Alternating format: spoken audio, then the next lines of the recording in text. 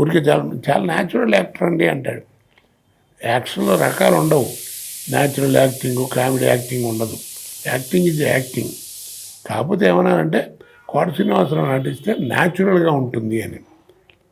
అందుకే natural actor ఉండడు ఎవడు.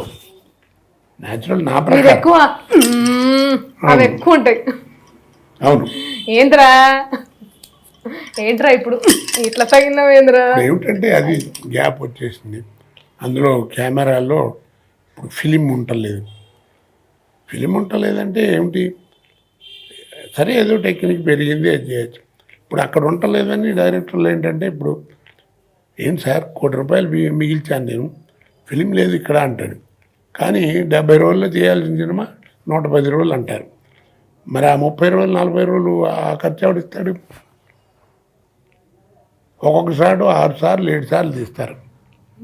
అన్నం తిన్నావా అన్నాను అనుకోండి, అన్నం తిన్నావా అన్నం తిన్నావా అన్నం తిన్నావా అన్నం తిన్నావా అన్నాను 6 చోట్ల కెమెరా పెట్టి